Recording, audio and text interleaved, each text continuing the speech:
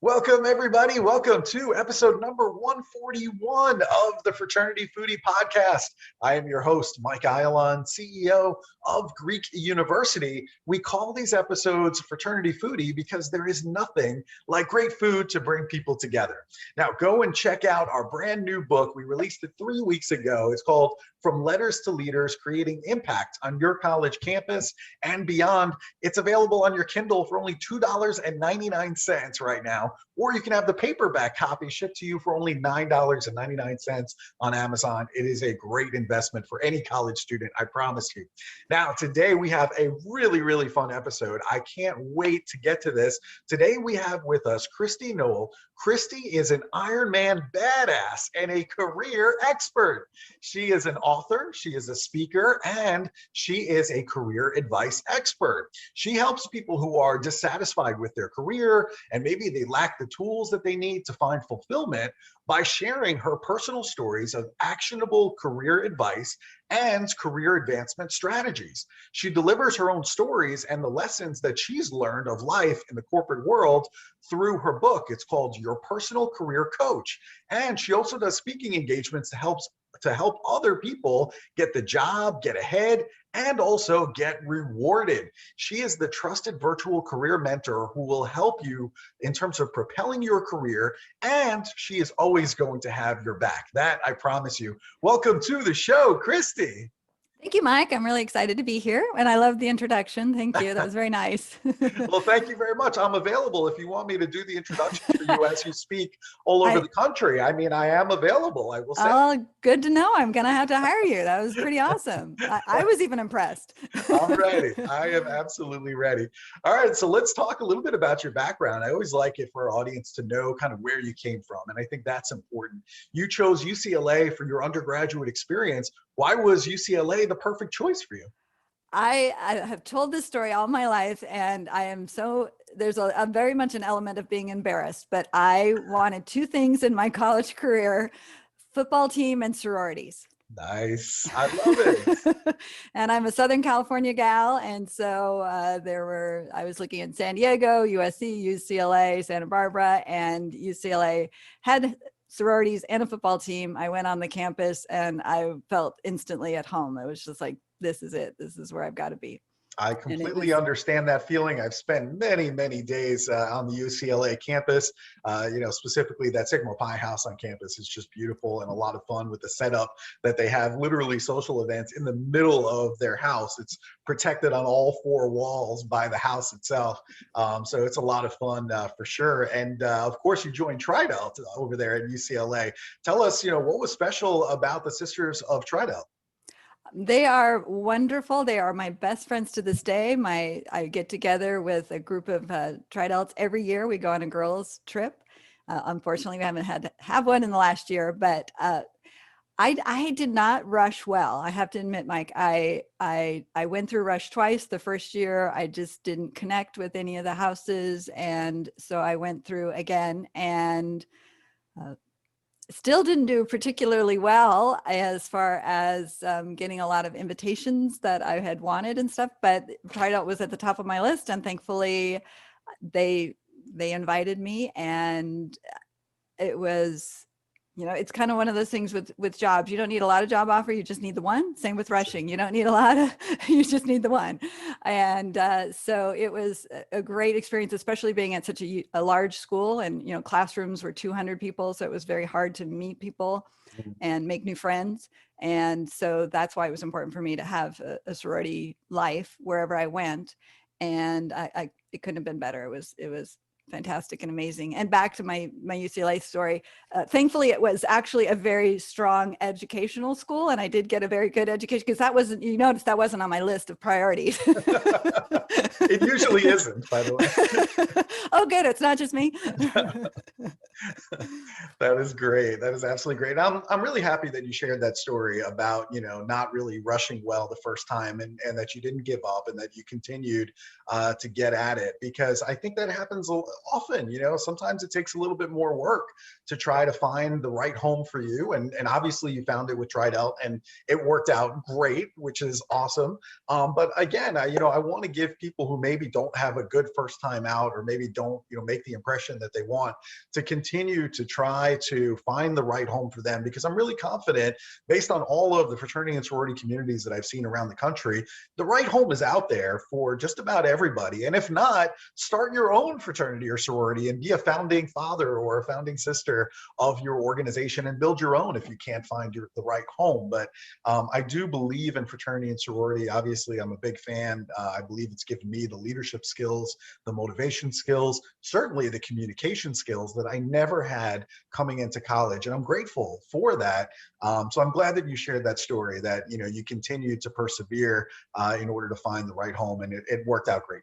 So that's good. It did. And, the nice thing about, well, one of the silver linings of COVID is that I've gotten in touch with even more of my sorority sisters over the last year, just via virtual ways and stuff, and connected and sharing our experiences just like we did in school. And that was what was so important about being in a sorority. Like you said, Mike, it was the leadership. It was the ability to communicate, learn how to interact in a group environment, how to, be part of a team, have each other's back, support each other, all those things. And it's so important. And it was, a tremendous experience for me. And I highly recommend it. Yeah, well, obviously I do as well. So I'm so glad you had that experience. You're also a 7-time Ironman triathlon finisher. Interestingly enough, you don't say that you were fast. You don't say that you were particularly very good or accomplished as an Ironman. But what is it about Ironman that draws you in? I am competitive, but I am competitive mostly with myself. It's that drive to succeed and to be better at something. And Ironman, I'm not good. I'm not fast. In fact, I think my best time was almost twice as long as, the winners take. So, but it was that sense of, can I do better? Can I get better at the swim? Can I save some time here? Just the sense of doing, 140 miles in one race, within 17 hours. So it's discipline, it's time management, it's commitment, it's dedication, and it's all of those things that you need in the business world or in school, but put into an athletic endeavor. And it was, again, I trained with a team, so it was a great way to meet people and interact and have support and have a reason to get out of bed early on a Saturday morning to get out and ride my bike. And then quite frankly, the sense of accomplishment at an Ironman finish line is nothing like anything else. I mean, crossing that line, and in an Ironman, there's usually 2,000, 2,500 people finishing. It's not like a marathon where there can be, tens of thousands. So they'll pull the finish line tape for each person, not just the winner. Yeah. So even, you cross 15 hours later, they're still standing there, and you get to cross the tape and break the tape. And so it's, and they say your name and you're on the big screen and everything. So, and people are screaming. It's pretty spectacular. So I love it. That's what I'm envious of, is that, sense of satisfaction that you actually went out there, you set a goal and you accomplished it. You crossed that finish line and you broke the tape. So I'm envious of that. I'm going to have to look into being an Ironman myself one of these days. Work your way up. I'm going to have to work my way up. I got a lot of work to do. I remember watching a race my dad was in, and my stepdad, and I said to my mom, this is long before I'd start, I'm like, who are these crazy people, And she goes, Christy, they didn't just jump out of bed and decide to do this. They work their way up. I'm like, yeah, that makes sense now. Absolutely. There's a lot of training that goes into that. Yep. I want to talk to you about career success, because all of our listeners, they're all about jobs. Gen Z, their career is number one. I mean, that's really what they're focused on. So what is your definition of career success?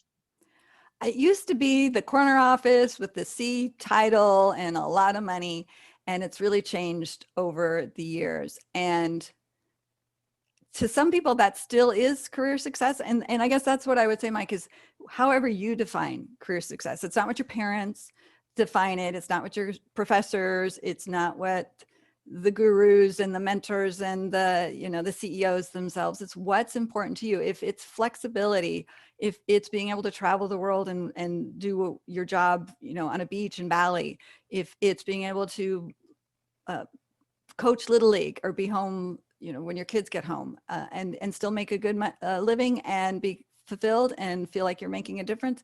Those are all what are admirable is for career success. So it's really whatever you want it to be. And I didn't learn that lesson until I got older. So hopefully some of your listeners will learn it earlier. And because it's your career, it's your life. You're the one living it. You're the one doing it. If it's not making you happy and it's not what you want, then find something is, because we spend most of our waking hours doing our job. So if it is not bringing you fulfillment or satisfaction, or if you're working with people you don't like, that's not the way you want to spend your hours. So sometimes it takes a little while to get there. And I did the same thing. I had a lot of stops and starts in my career and trying to, figure out what I wanted to be when I grow up. I'm still trying to figure it out.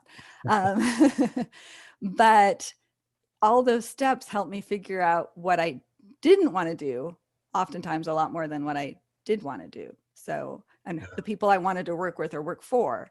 And so it's just what it is that you want to make of your life and your career. I love that you share that part of your journey, because I think a lot of college students today, they think that success is a straight line. You and I both know that that's just not even close to the case. The reality is there's lots of stops and starts and hills and valleys and left turns and right turns.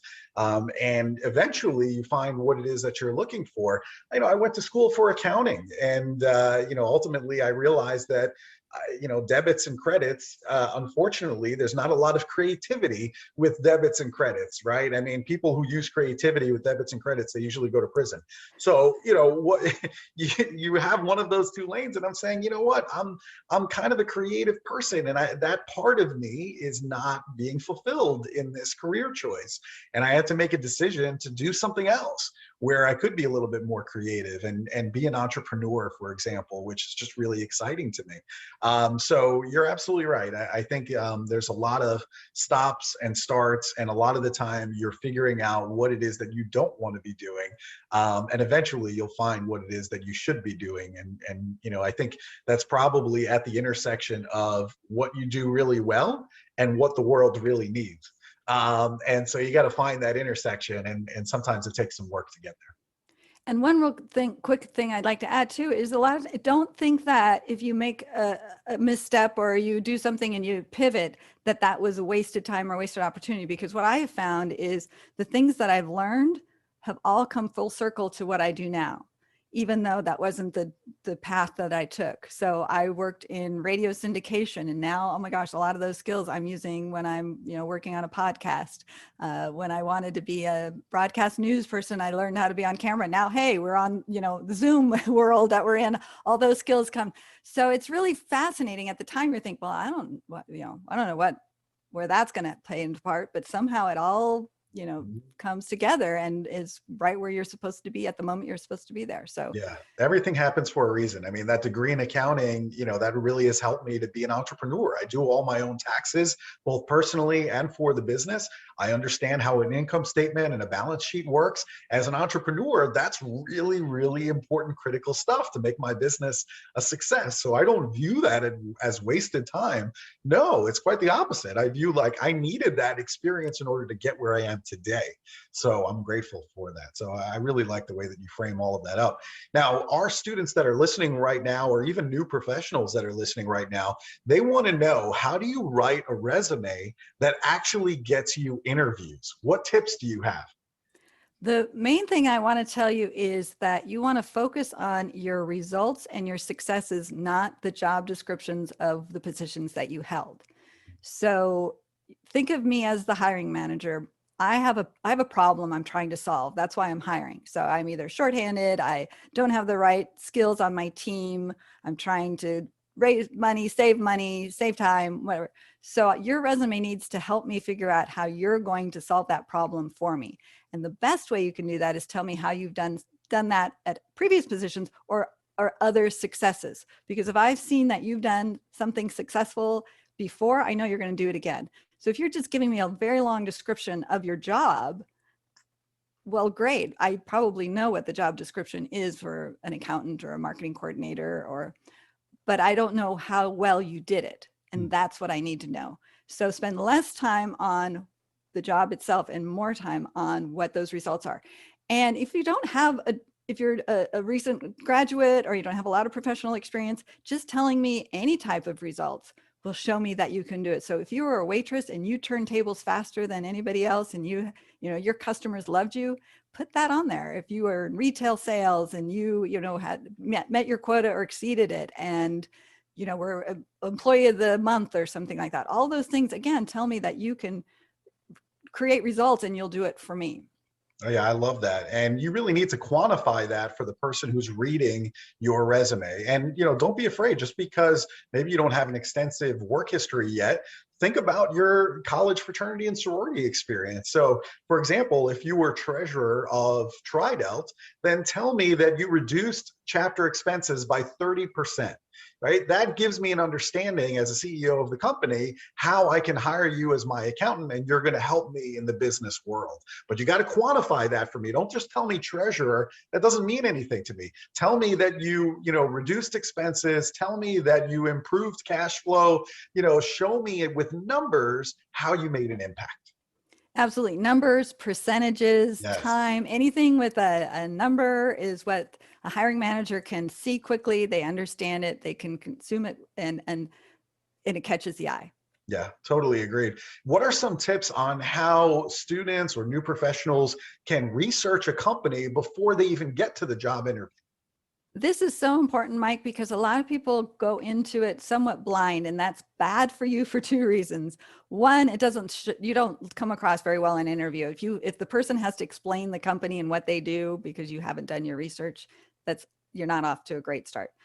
Second, you want to do the research to make sure it's a fit for you. Like, is this a company that you're going to want to work at? Is this where you want to spend your time?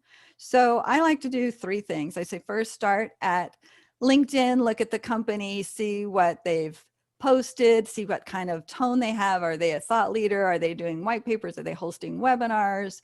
Are they focused on their employees? And look at who you're going to be interviewing with. Find out what their background is. How long have they been at the company? What have they done before this? So that you have at least some understanding of who you're going to be speaking with. Then I'd say go to Google and Google the company name, and then go to the news tab and see what kind of, have they done press releases? Are they in the middle of a merger? Are they just bought some companies? Are they in the news for the wrong reasons? Again, maybe, this is determining, is this where you want to work? And the third thing is go to their social media profiles like Facebook, Instagram, TikTok, and see what kind of corporate culture they might be representing there. Are they having fun Fridays? Are they having Zoom happy hours? Are they not doing any of that? And it looks like a really stiff, boring, really tough environment.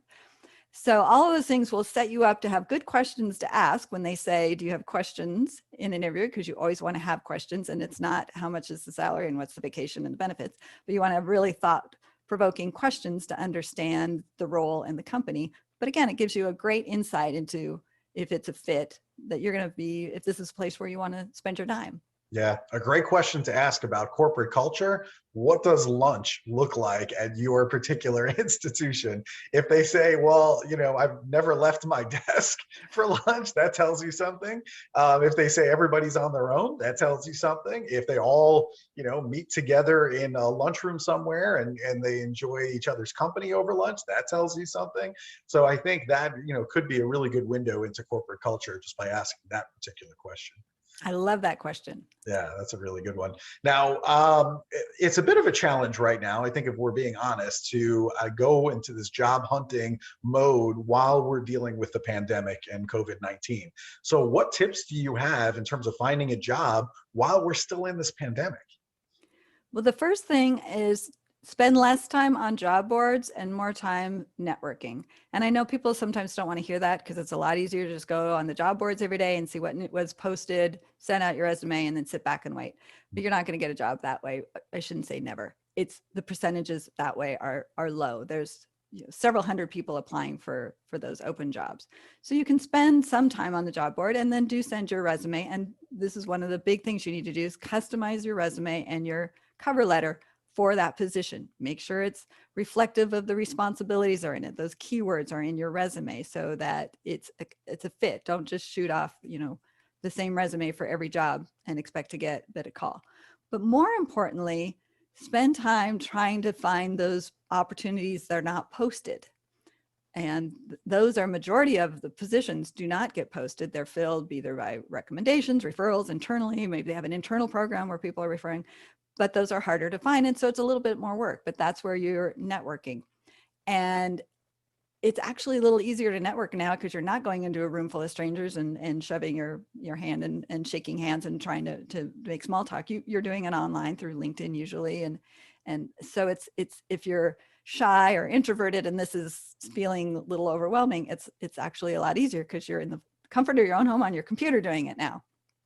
And one of my best tips for starting a LinkedIn connection and introduction is to, if you've heard me on a podcast or you saw somebody on a YouTube video or you heard them on a webinar, to send them and say, hey, I heard you on that podcast. I really liked what you had to say. Would love to connect.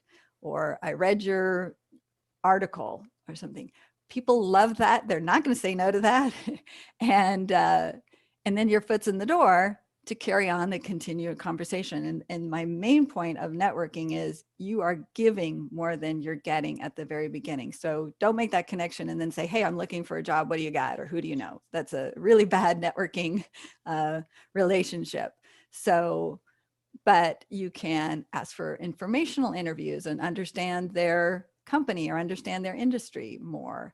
And that might lead to another introduction or referral or it's a longer game, but it's a more successful one. And I know we don't have a lot of time. I could go all day on this, but that's where it's a much better use of your time to try and find a job than to play the numbers game on the job board.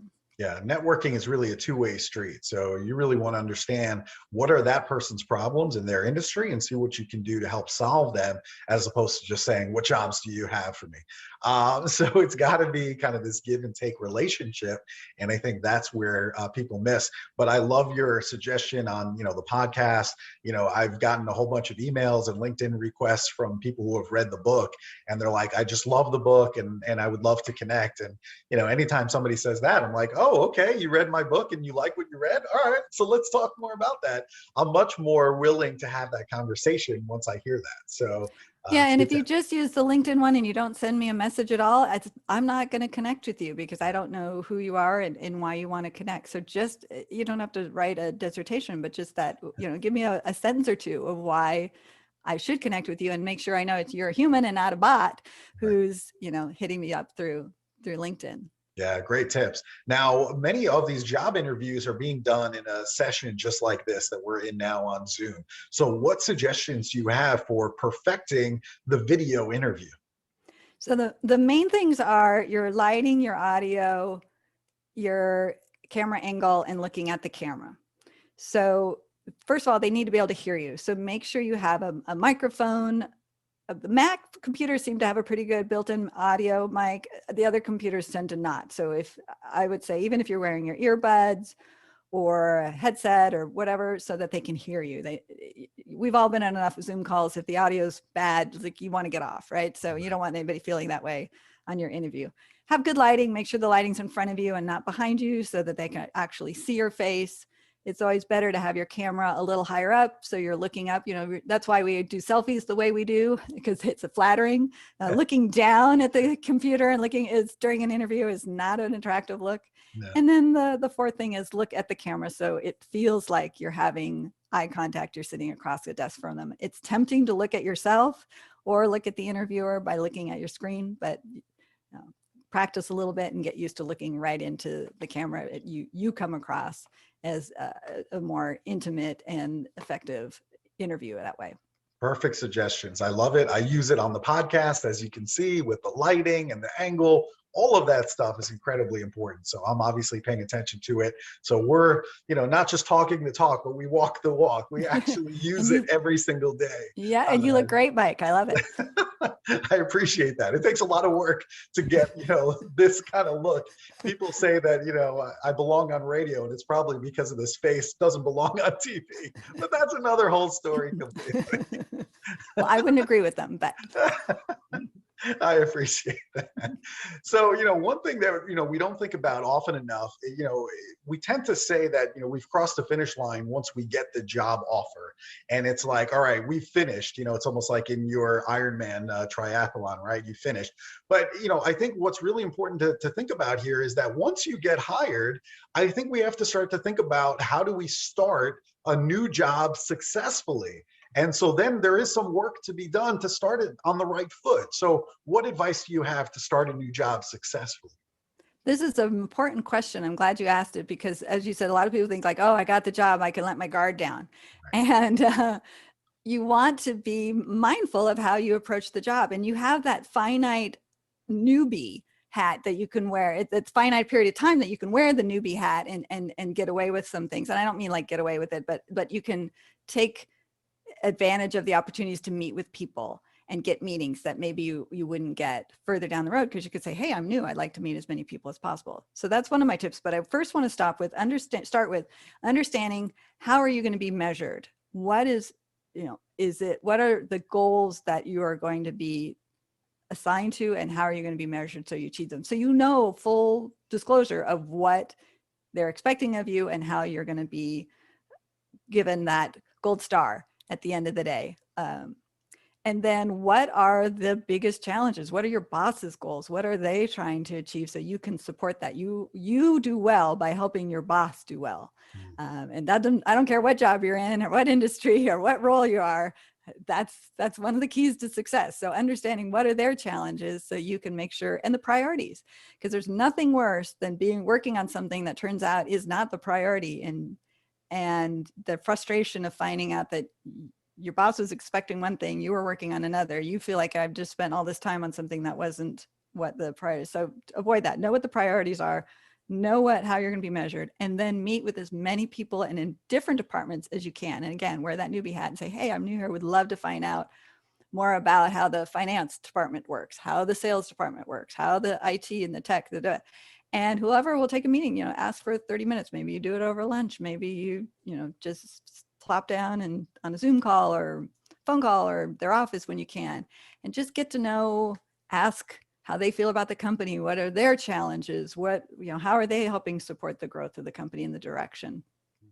Because you'll meet new people, you'll know who to go to when you have problems and issues, and you'll get a better understanding of what it's like to work there and what other people are like. And you might find out that some roles kind of sound interesting, and maybe you want to start, transitioning into maybe a different department. You'll learn more about it. That happened to me. I started in one department and ended up hanging out in the marketing department, and then got a job at a different company. So it's just a great opportunity to be a sponge and learn a lot in those first 90 days. Yeah, hopefully companies take your advice and they allow their new employees to kind of go and shadow various people in the company and all the different jobs that they do for the reasons that you said, so that way you know where to go when something occurs.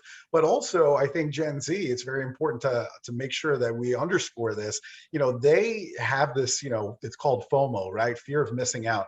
They want to make sure that they are well-rounded and that they get the ability to learn a lot of different jobs. That to them is very important, because they're always kind of looking over the fence saying, is the grass greener on the other side of the fence or not?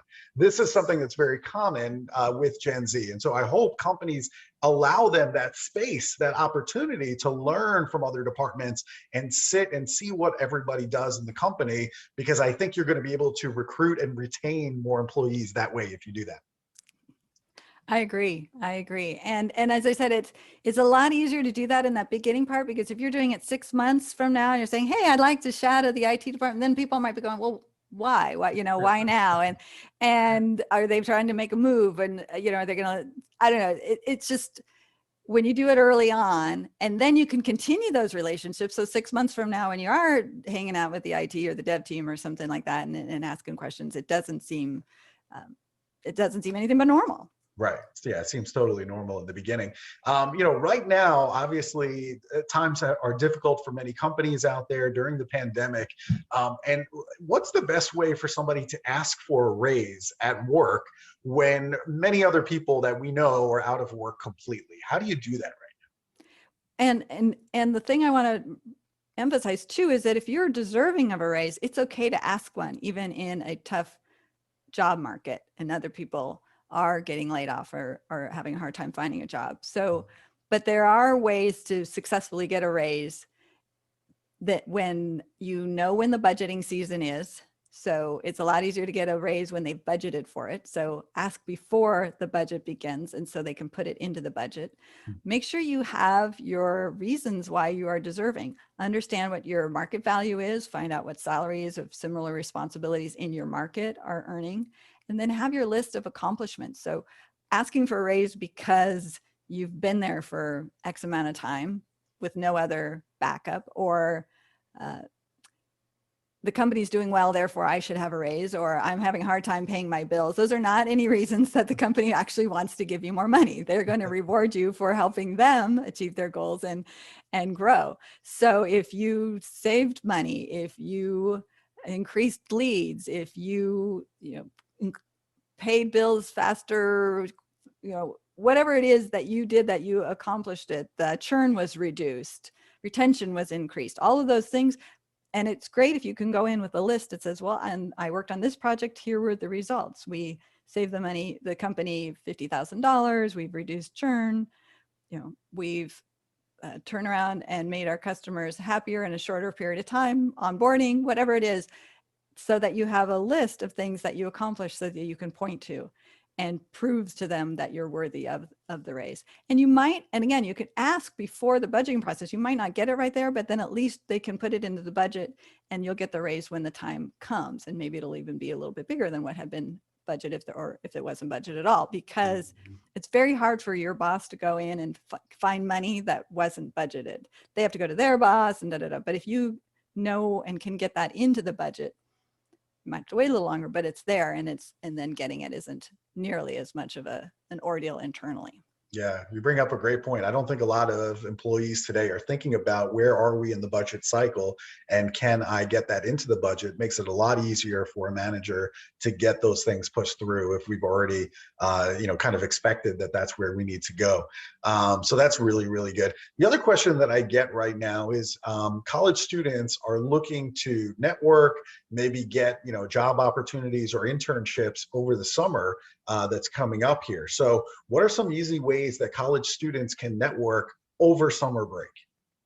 Well, as I said, I think, doing your research and finding out what industries might be interested in, seeing who you might know or who knows somebody and asking for those introductions, making those connections. I'm a huge believer in informational interviews. I think that's a great use of time over the summer, especially if business people are still, they're on summer mindset. They're probably willing to take a 15 or 20-minute call. And again, be very specific about what you want. I would love to have a 20-minute Zoom call to learn about marketing in the financial industry. Can I pick your brain? I have 5 questions I want to ask you, in 20 minutes or something. Don't make it seem people want to help, but you have to be very specific on what you're asking for, and they'll say yes. If it's open-ended and they're not quite sure, it's hard to say yes because I don't know what I'm opening myself up in for. Right. So, and those informational interviews are not for you to pitch yourself for a job. It's not to bring your resume. It's really to learn. You are the interviewer. Ask those questions. What is it like on a day-to-day basis on the job that you do? What are the biggest challenges? What's the biggest advice you could give me going into it so my eyes are wide open? And you might learn that that role, being a doctor, sounds good, but maybe it's not really what you want to do because you don't want to work 16-hour shifts and have to go through 12 years of education, or that job gets up at 5 o'clock in the morning. That's not the maybe or maybe it sounds so exciting you can't wait to do it, and you want to continue to do your information interviews and learn more and figure out how many more people you can meet. But it's a great way to learn about companies, industries, and roles. If you're not quite sure what career direction you want to take, then this is a great opportunity to kind of uncover some more information and learn, so that you learn before you take the job and find out you don't really love numbers as much as you thought, or you're not comfortable making sales calls all day long. Right. Find that out before you take the job. That's great advice. And see, this is why Christy said yes to me. I was very specific. I said, this is how much time we're going to take. It's going to be 30 minutes. These are the topics I want to talk about. And it was just easier for her to say yes because she knew exactly what it was that I was looking for. It wasn't open-ended. It wasn't something that was going to take her whole day. And she was prepared. And, it's just that simple. And I think we all want to feel prepared and confident into any meeting that we go into. So. Really good stuff. Now, we do love great food here at Fraternity Foodie. I can't shy away from that. And you happen to be living in LA, which, I mean, the food choices are just, I mean, you could have a whole podcast just on the food choices in LA. So what is your favorite restaurant in LA? Well, I am not a foodie. That's okay. But I like baked goods. But I do have one. It's called Pachanga. It's not the casino.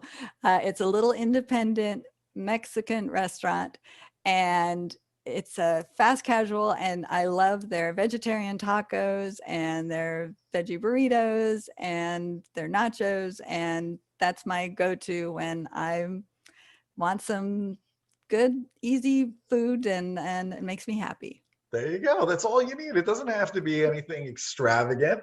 There are plenty of places that I go here in Nashville that are like just really a hole in the wall, but the food is fantastic. It's comforting to me and it makes me happy. That's all, I'm pretty basic that way.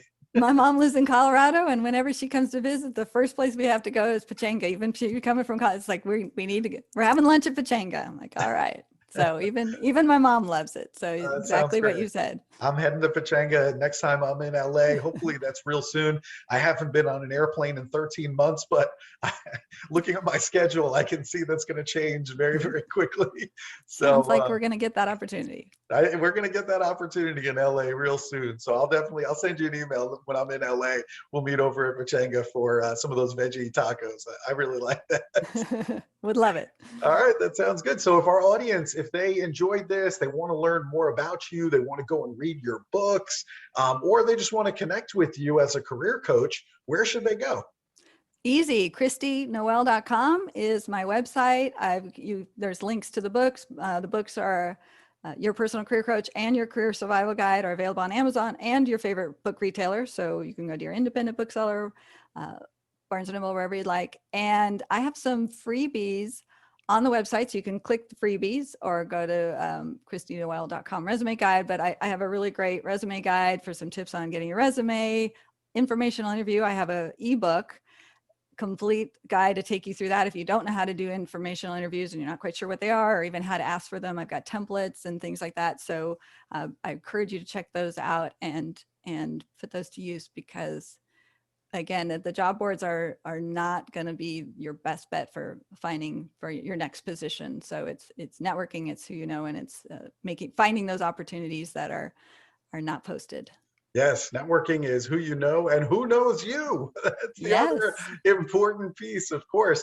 But definitely go and check out the website. I loved Christy's website. It's spelled ChristyNoel.com. Go and check out that website because there's some great information for all of our listeners that are looking to get the internship, the job, the career that they want. I'm telling you, go and check out this website. You're going to absolutely love it, and go take advantage of all those freebies that Christy is offering to you. This has been fantastic. What can I say, Christy? 10 out of 10 would highly recommend a podcast with Christy Noel. Thank you so much. Thank you, Mike. Again, it was great being here, and I appreciate the wonderful detailed request that you gave me. So it was very easy to say yes, and I'm so glad I did. Well, very cool. Thank you so much. I hope you have a wonderful Friday. Enjoy the weekend. To our listeners, thank you so much for listening. If you like this, please like it on social media. Please share it with other college students and new professionals that are looking to get a leg up in their career, in their internship, in their job. And we hope to see you on another episode of Fraternity Foodie. Thanks so much, and bye for now.